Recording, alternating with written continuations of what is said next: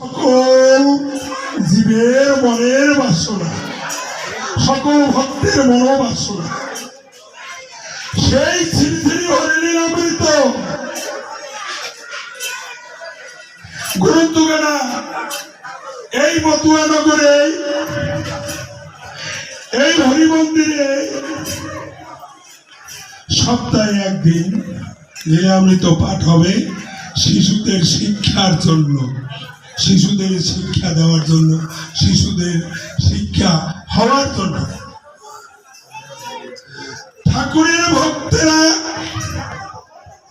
বই লিখেছে কি, শ্রী শ্রী হরিচাঁদ ঠাকুর বলে বই দেওয়া না, শ্রী শ্রী হরিচাঁদ ঠাকুর শিশুদের শ্রী শ্রী হরিচাঁদ মানে লীলামৃত এই চার যুগের যত শাস্ত্র গ্রন্থ সকল গ্রন্থের মহানবন্তিকা উঠাইয়া গ্রন্থ কারা করছে শ্রী শ্রী হরি লীলা অমৃত। সকল গ্রন্থ পাঠ না করলে বোঝা বড় কষ্ট, লীলামৃত তো সহজ নয়। সকল গ্রন্থ সিদ্ধান্ত পুরাণ, এই কলিযুগের শেষ অবতারের সিদ্ধান্ত পুরাণ।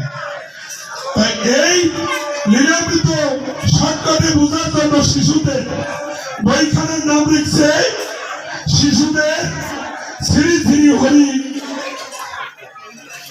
হরিলীলা হরিলীলা। এই বইখানা দেওয়া হবে কাকে, যে এই বইখানা পড়বে।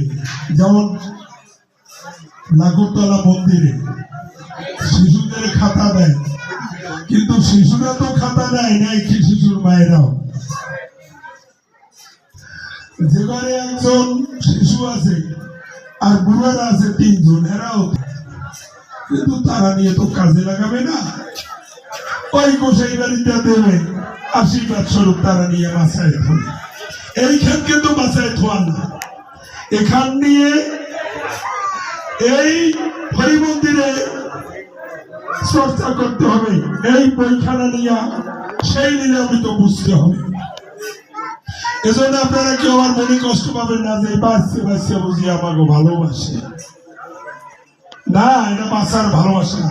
কেননা এই কথাটা আমি আগেই বলছি যে আমার মা আর আমার বাবাই কেন আমার একটু লেখাপড়া করাইল,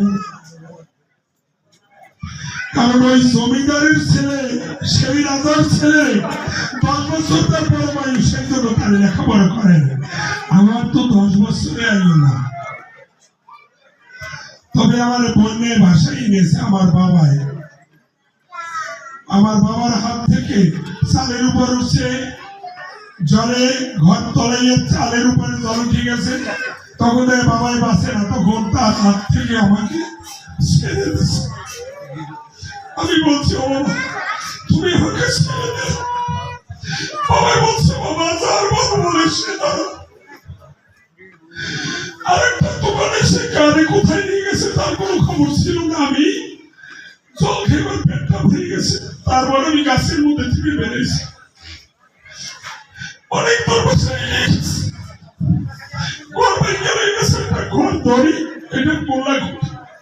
আমার শুনে মানে এই কথা পাইয়ে পাইয়ে উঠা তার উপর রয়েছে। বাবা আমার কোথায় গেছে জানি না, পৃথিবী সব পড়াই গেছে মহাপুরা মনে সেদিন আমি মারা গেছি, নইলে আমার লেখাপড়া কেন করে নেই,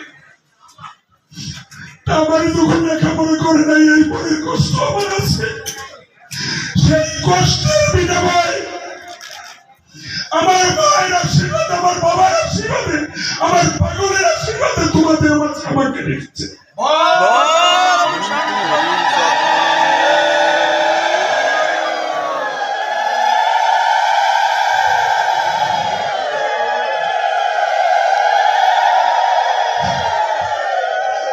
যদিও আমি অশিক্ষিত,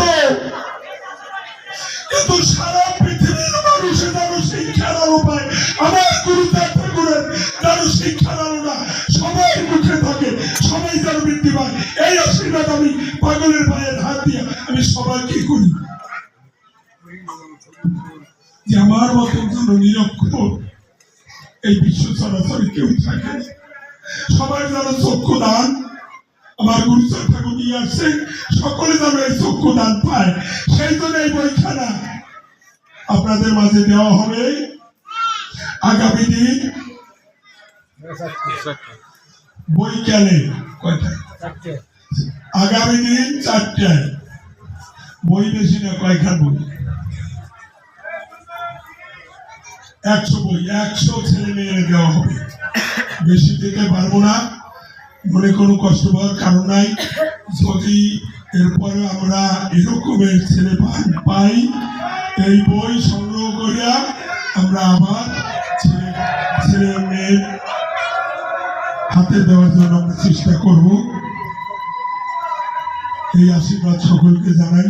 আর আপনারা এই ভূতপাড়া মন্দির, নাগুরতলা মন্দিরের পাগলের মহোৎসব কীর্তন 15, 16, 2 দিন, যার যে হাতে কাজ থাকে, মায়ের গো বাবা ওখানে কাজ করতে হবে, ওখানে হরিনাম করতে হবে, পাগলের মহোৎসব রক্ষা করতে হবে।